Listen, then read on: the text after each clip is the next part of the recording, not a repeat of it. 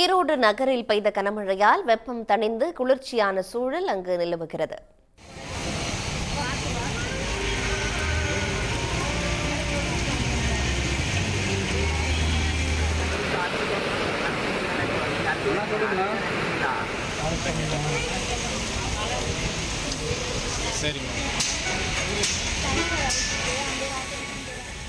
ஈரோடு மாவட்டத்தில் காலை முதல் வெயில் வாட்டி வதைத்த நிலையில் தற்போது மழை பெய்து குளிர்ச்சியான சூழல் நிலவுகிறது. விவரங்களோடு செய்தியாளர் குணசேகரன் இணைகிறார்.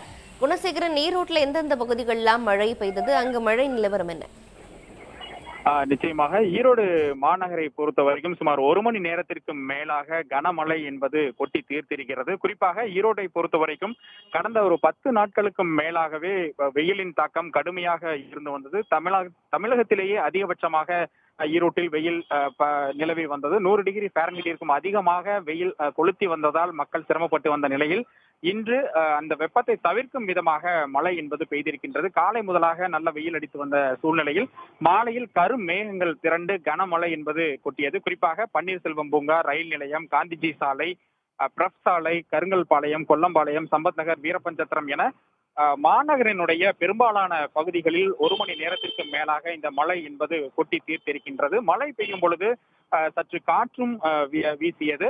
அதற்கு பிறகு தொடர்ச்சியாக பெய்த கனமழையின் காரணமாக பல்வேறு பகுதிகளில் சாலையில் மழைநீர் என்பது பெருக்கெடுத்து ஓடியது. குறிப்பாக திருமகன் ஈவேரா சாலை, பிரப் சாலை உள்ளிட்ட பகுதிகளில் ஒரு முழங்கால் அளவிற்காக தண்ணீர் என்பது சாலைகளில் தேங்கியது. இதனால் வாகன ஓட்டிகளும் கூட செல்வதற்கு சற்று சிரமமான சூழல் இருந்தது. ஆனாலும் கூட சுட்டெரித்த வெயிலின் தாக்கத்தில் இருந்து, அந்த தகிப்பில் இருந்து தற்பொழுது அந்த குளிர்ச்சியான சூழலுக்கு ஈரோடு மாநகரமே மாறி இருக்கிறது. இது இங்க இருக்கக்கூடிய பொதுமக்களையும் மகிழ்ச்சி அடைய வைத்திருக்கிறது. உடனுக்குடன் செய்திகளை தெரிந்து கொள்ள சன் நியூஸ் பெல் ஐகானை கிளிக் பண்ணுங்க.